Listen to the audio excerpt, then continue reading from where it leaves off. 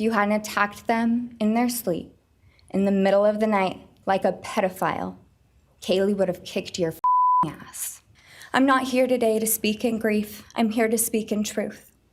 Because the truth is, my sister Kaylee and her best friend Maddie were not yours to take. They were not yours to study, to stalk, or to silence. They were two pieces of a whole, the perfect yin and yang. They are everything that you could never be. Loved, accepted, vibrant, accomplished, brave, and powerful. Because the truth about Kaylee and Maddie is they would have been kind to you. If you had approached them in their everyday lives, they would have given you directions, thanked you for the compliment, or awkwardly giggled to make your own words less uncomfortable for you. In a world that rejected you, they would have shown mercy. Because the truth is, I'm angry. Every day I'm angry. I'm left shouting at the inside of my own head everything I wish I could say to you. I won't stand here and give you what you want. I won't offer you tears. I won't offer you trembling. Disappointments like you thrive on pain, on fear, and on the illusion of power. And I won't feed your beast.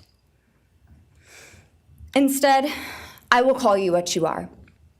Sociopath, psychopath, murderer. I will ask the questions that reverberate violently in my own head, so loudly that I can't think straight most any day. Some of these might be familiar, so sit up straight when I talk to you. How was your life right before you murdered my sisters? Did you prepare for the crime before leaving your apartment? Please detail what you were thinking and feeling at this time. Why did you choose my sisters? Before making your move, did you approach my sisters? Detail what you were thinking and feeling. Before leaving their home, is there anything else you did? How does it feel to know the only thing you failed more miserably at than being a murderer is trying to be a rapper? Did you recently start shaving or manually pulling out your eyebrows? Why November 13th? Did you truly think your Amazon purchase was untraceable because you used a gift card? How do you find it enjoyable to stargaze with such a severe case of visual snow?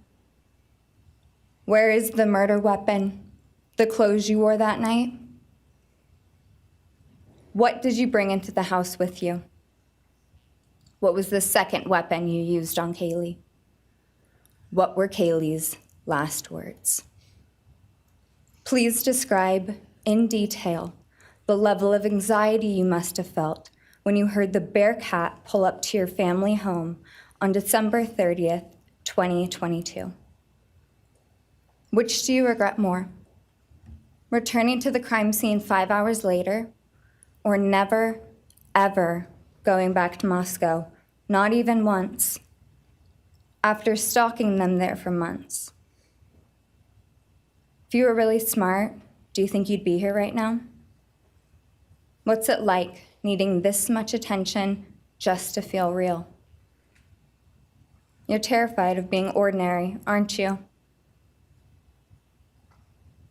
Do you feel anything at all? Or are you exactly what you always feared? Nothing. If you're so powerful, then why are you still hiding, defendant?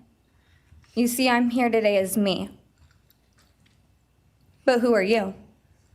Let's try to take off your mask and see. You didn't create devastation. You revealed it in yourself. And that darkness you carry, that emptiness, you'll sit with it long after this is over. That is your sentence. And it was written on the wall long before you ever pled guilty. You didn't win. You just exposed yourself as the coward you are.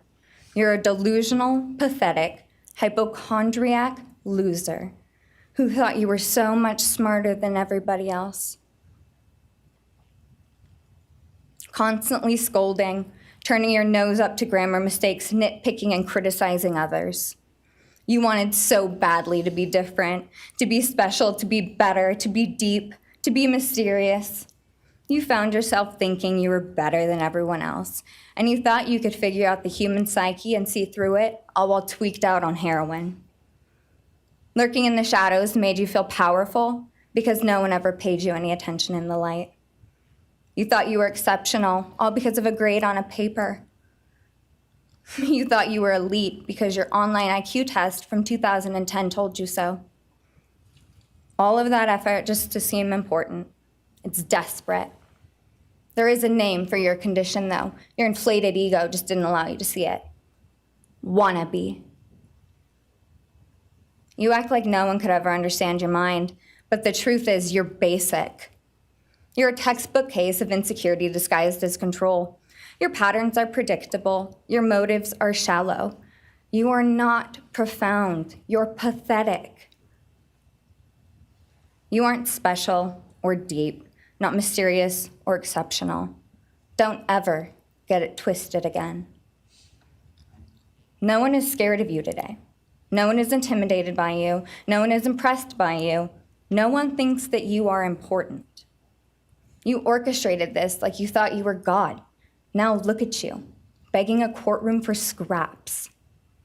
You spent months preparing, and still all it took was my sister in a sheath.